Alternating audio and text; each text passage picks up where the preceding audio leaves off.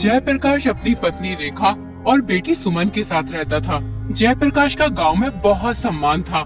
सब गांव वाले उसकी बात मानते थे। उसके सामने बोलने की किसी की हिम्मत नहीं होती थी। एक दिन रेखा अपनी बेटी सुमन से कहती है, बेटी तू शादी क्यों नहीं करना चाहती है? तेरे पिताजी तेरे लिए कितना परेशान रहते हैं और एक तू है जो शादी करने के लिए तैयार ही नहीं है। आखिर क्या वजह है इसकी? माँ, अगर तुम इतना कह रही हो तो मैं शादी कर लूंगी, लेकिन मेरी एक शर्त है। मैं शादी उसी लड़के से करूंगी जो मेरी हर बात मानेगा। अगर ऐसा कोई लड़का है तो मैं उससे खुशी खुशी शादी कर लूंगी। अब ऐसा लड़का मैं कहाँ से ढूंढ कर लाऊं तेरे लिए? मेरी बेटी, एक बात हमेशा ध्यान रखना, पत्नी को पति की हर बात माननी चाहिए। और एक तू है, उल्टा रिवाज चला रही है। कोई सुनेगा तो क्या कहेगा कि पत्नी पति पर हुक्म साधती है और पति चुपचाप उसकी बात मान लेता है। देखो माँ, अगर तुम मेरी शर्त नहीं मानोगी तो मैं कभी शादी नहीं करूंगी, चाहे कुछ भी हो जाए। किसी तरह ये बात गांव के जमींदार के आलसी बेटे के कानों तक पहुंच गई। ये बात सुनकर उसे बड़ा आश्चर्य हुआ। उसने सोचा, ये कैसी अजीब शर्त है? मैं इस लड़की का घमंड चकनाचूर कर दूंगा। मैं भी आज कसम खाता हूँ, इसी लड़की से शादी करूंगा और कभी इसकी बात नहीं मानूंगा, चाहे जो भी हो जाए। अगले ही दिन कमलेश अपनी माता के पास गया और कहने लगा, माँ, मैं जयप्रकाश की बेटी सुमन से शादी करना चाहता हूँ। क्या हो गया है बेटा तुझे? क्यों मजाक करता है? कल तक तो तू शादी के नाम से मुंह बनाता था और आज एकदम शादी का ख्याल तेरे दिमाग में कहां से आ गया? चल मान ले, अगर हम तेरी शादी कर भी दे तो तू अभी कुछ करता धरता भी तो नहीं है। बीवी बच्चों का गुजारा कैसे करेगा? हम तेरा कब तक साथ दे सकते हैं? कभी न कभी तुझे कोई काम तो करना ही होगा। माँ, मैं अभी कुछ सुनना नहीं चाहता हूँ। मुझे बस शादी करनी है, वो भी जयप्रकाश की बेटी सुमन से। तुम पिताजी से बात करके जयप्रकाश के घर जाओ, उसकी बेटी का हाथ मांगने मेरे लिए। रुक्मणी अपने पति उदय भानु से कहती है, बेटा जवान हो गया है, तुम उसका विवाह कर दो, मुझे भी थोड़ी राहत मिल जाएगी। इतना बड़ा घर है, मुझसे इतना सारा काम नहीं हो पाता है। अरे भाग्यवान, तुम ये क्या कह रही हो? कमलेश तो कुछ करता धरता भी नहीं है, सारा दिन घर में यूं ही पड़ा रहता है। मैंने उससे कितनी बार कहा है कि खेतों पर जाओ, काम करो, मजदूरों के साथ मिलकर थोड़ी मेहनत वहनत कर लिया करो, लेकिन वो है कि सुनता ही नहीं। हमारे पास इतनी सारी जमीन है, अगर वो खेती का काम नहीं सीखेगा तो फिर जमीन पर खेती कैसे करेगा? अगर वो चाहता है कि उससे मेहनत नहीं होगी तो मेहनत मत कर, लेकिन खेतों पर जाकर मजदूरों को ही देख लिया करे। मजदूर सही से काम कर रहे हैं या नहीं कर रहे हैं, या समय ही पास कर रहे हैं। अब मैं अकेला कौन कौन सा काम देखूं? तुम सही कहते हो, लेकिन अभी वो नासमझ है। अगर हम इसका विवाह करा देंगे तो ये खुद ही काम करने की सोचेगा और इसका ये आलसीपन दूर हो जाएगा। कहे तो तुम बिल्कुल वैसे सही रही हो। तुम्हारी नजर में कोई लड़की है कमलेश के विवाह के लिए? हमारे गांव में जयप्रकाश जी रहते हैं, वो एक सम्मानित और अच्छे इंसान हैं। उनकी बेटी सुमन बहुत ही खूबसूरत और सुशील है।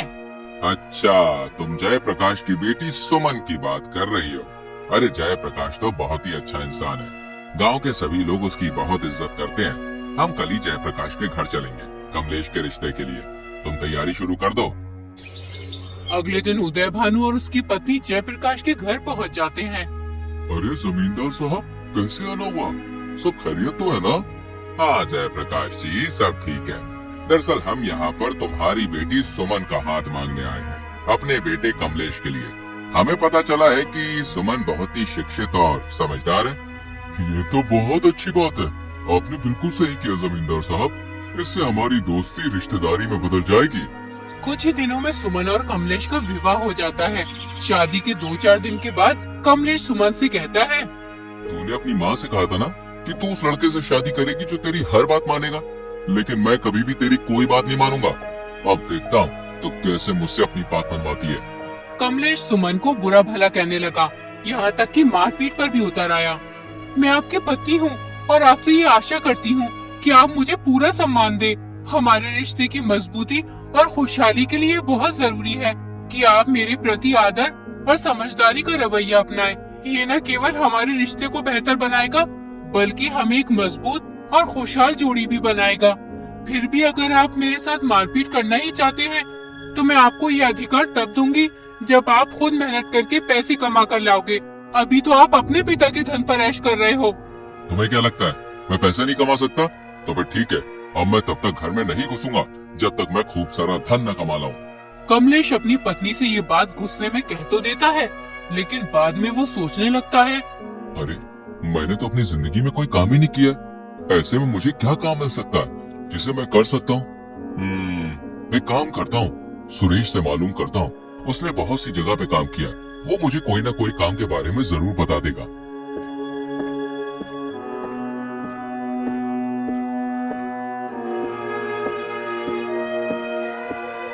कमलेश सुरेश के घर पहुंच जाता है और सुरेश से कहता है, सुरेश, तुमने यार बहुत सी जगह पे काम किया, मुझे भी कोई काम करना है, तुम्हारी नजर में कोई काम हो मेरे लिए तो मुझे बताओ। अरे कमलेश, कैसी बात कर रहा है यार, तू इतने बड़े जमींदार का बेटा है, तुझे क्या जरूरत है काम वाम करने की? अरे काम करने की जरूरत तो हम जैसे गरीब लोगों को है भाई। दरअसल सुरेश, मैंने किसी से शर्त लगाई है, उसका मानना है कि मैं खुद मेहनत से पैसे नहीं कमा सकता हूँ, इसलिए मैंने भी उससे कह दिया कि मैं तुझे पैसे कमा के दिखाऊंगा। देखो भाई, हम तो मेहनत मजदूरी का काम करते हैं और मेहनत मजदूरी तुमने कभी की नहीं है, इसलिए तुमसे हो नहीं पाएगा। तुम कोई और काम देख लो जिसमें मेहनत कम हो और पैसे ज्यादा मिल जाए। इतना कहकर रमेश चला जाता है। कमलेश को रमेश की बात पर बहुत गुस्सा आता है, लेकिन वो कर भी क्या सकता था, इसलिए चुप रहता है।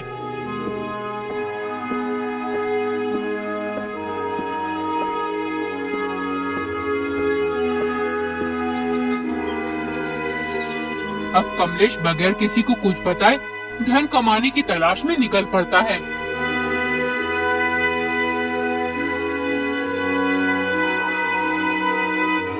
वो अपने गांव से करीब 20 किलोमीटर दूर एक अमीर सेठ के पास जाता है। उस सेठ का बहुत बड़ा चावलों का गोदाम होता है। सेठ जी, मैं पास वाले गांव नंदपुर से आया हूँ, आपके पास काम की तलाश में। अगर आप मुझे कोई काम दे देंगे तो आपकी बड़ी कृपा होगी। नंदपुर में मेरा बहुत ही अच्छा मित्र रहता है, उसका नाम उदय भानु जमींदार है, क्या तुम उसको जानते हो? जब कमलेश उदय भानु यानी अपने पिता का नाम सुनता है तो वो घबरा जाता है और सोचने लगता है, कहीं पिताजी को मालूम ना हो जाए कि मैं दूसरे के यहाँ मजदूरी करने आया हूँ। अब मैं क्या करूँ? अगर घर वापस गया तो सुमन से किया हुआ वादा कैसे पूरा होगा? अरे जो होगा देखा जाएगा, अगर पिताजी को मालूम भी हो गया तो मैं उन्हें सब सच बता दूंगा। अरे भाई, किस सोच में डूब गए उदय भानु का नाम सुनकर? नहीं सेठ जी, किसी सोच में डूबा नहीं हूँ। हाँ, मैं उदय भान जमींदार को जानता हूँ, बेचारे बहुत ही ईमानदार और नेकदिल इंसान है। अब तो तुम्हें काम देना ही पड़ेगा, तुम मेरे मित्र के गांव से जो आए हो। देखो भाई, अगर तुम मेहनत और लगन से काम करोगे तो अच्छा पैसा कमाओगे। सेठ जी कमलेश को काम पर रख लेते हैं। जब कमलेश के पास अच्छा खासा धन इकट्ठा हो जाता है तो वो अपने घर जाने की सोचने लगता है। फिर वो सेठ जी से कहता है, सेठ जी, मैं सोच रहा था कि एक बार गांव जाकर बीवी बच्चों से मिल आता हूँ। तुमने बिल्कुल सही सोचा कमलेश, बीवी बच्चों से मिलना भी जरूरी है। तुम कल अपने गांव निकल जाना और बीवी बच्चों से मिलकर जल्दी वापस आना। कमलेश इकट्ठा किए हुए सारे पैसे लेकर अपने गांव की ओर निकल जाता है। रास्ते में उसे दो ठग एक पेड़ के नीचे खाना खाते हुए मिलते हैं। वो कमलेश से कहते हैं, अरे भाई, इतनी जल्दी में कहाँ जा रहे हो? आओ आओ, हमारे साथ खाना खाओ। कमलेश को बहुत तेज भूख लग रही होती है, इसलिए वो ठगों के कहने पर खाना खाने बैठ जाता है। फिर एक ठग कमलेश से बोलता है, लगता है आप शहर से धन कमा कर लाए हो। हम दोनों भी शहर जा रहे हैं धन कमाने की तलाश में। सुनो, तुम्हें पता है इस रास्ते पर बहुत सारे लुटेरे और ठग रहते हैं, तुम अपना धन सावधान होकर ले जाना। लेकिन मैंने तो सुना था कि ये रास्ता सुरक्षित है, इस रास्ते पर लुटेरे नहीं मिलते। अरे भाई, अब तो हर जगह लुटेरे और ठग मिल जाते हैं। अगर तुम अपने पैसे छुपा कर नहीं ले गए तो तुम्हारे लिए मुसीबत हो जाएगी। सुनो, हम भले और ईमानदार आदमी हैं, बिल्कुल तुम्हारी तरह। हम दोनों तुम्हारे धन की सुरक्षा कर सकते हैं अगर तुम चाहो तो। बाकी देखो भाई, आगे तुम्हारी मर्जी है। ये तुम क्या कह रहे हो? मुझे तो कुछ भी समझ में नहीं आ रहा। मैं तुम्हें अपना धन क्यों दूं? मैं तो सही से तुम्हें जानता भी नहीं हूँ। अरे भाई, इसमें नाराज होने की क्या बात है? तुम्हारा धन है, दो या मत दो, हम तो बस तुम्हें आगाह कर रहे थे ठगों से। कमलेश सोचता है, देखने में तो ये दोनों ईमानदार लगते हैं, अगर इन्हें मेरा धन लेना ही होता तो ये मुझसे जबरदस्ती छीन भी सकते थे। लेकिन इन्होंने ऐसा कुछ नहीं किया। मुझे इनकी बात मान लेनी चाहिए। देखो भैया, मैं तुम्हें अपना धन तो नहीं दे सकता। हाँ, एक काम कर सकता हूँ। अगर तुम मेरे साथ मेरे गांव तक चलोगे तो मैं तुम्हें थोड़े बहुत पैसे दे दूंगा। इस तरह मेरे धन की सुरक्षा भी हो जाएगी और तुम दोनों की कमाई भी हो जाएगी। ठीक है, हम कुछ देर बाद चलेंगे, तब तक थोड़ा आराम कर लेते हैं। तीनों पेड़ के नीचे बैठकर आराम करने लगते हैं। कुछ ही देर में कमलेश को नींद आ जाती है।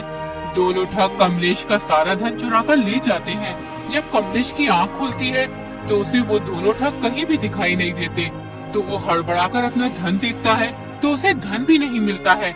इसलिए कमलेश बहुत परेशान हो जाता है। धीरे धीरे रात होने लगती है। कमलेश को दूर उजाला दिखाई देता है। वहाँ एक बुढ़िया का घर था। कमलेश ने बुढ़िया से कहा, मैं शहर से धन कमा कर लाया था। रास्ते में मुझे 2 आदमियों ने ठग लिया। मैं बहुत थका हुआ हूँ। क्या आप मुझे अपने घर में ठहरने के लिए थोड़ी सी जगह दे सकती है? बुढ़िया बहुत ही नेक दिल की औरत थी। उसकी कोई औलाद नहीं थी। उसने कमलेश को अपने घर में रुकने की आज्ञा दे दी। बुढ़िया एक छोटी सी चाय की दुकान चलाती थी, जिससे वो अपना गुजर बसर करती थी। कमलेश ने बुढ़िया की चाय की दुकान पर काम करना शुरू कर दिया। कुछ ही दिनों में बुढ़िया की चाय की दुकान काफी बड़ी हो गई। इससे खुश होकर उसने कमलेश को बहुत सारे पैसे दिए। बुढ़िया से पैसे लेकर कमलेश सोचने लगा, अब मेरे पास खूब पैसे हो गए और घर से निकले हुए भी बहुत दिन हो गए। अब मुझे घर चलना चाहिए। इस बार बहुत ही सावधानी से जाऊंगा और उसके बाद सुमन पर रौब दिखाऊंगा।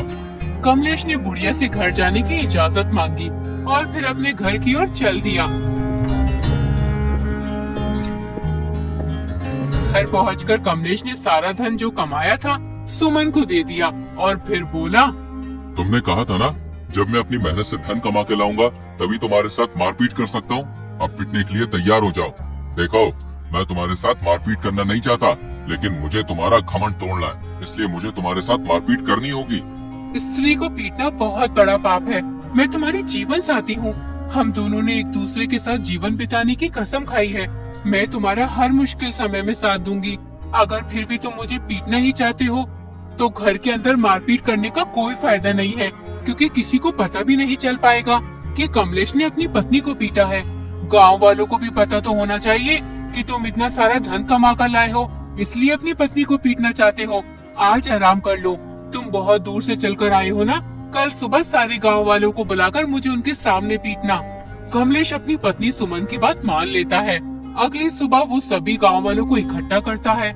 जैसे ही कमलेश अपनी पत्नी को पीटने के लिए आगे बढ़ता है, उतने में ही कमलेश के पिता उदय भानु जमींदार वहाँ आ जाते हैं।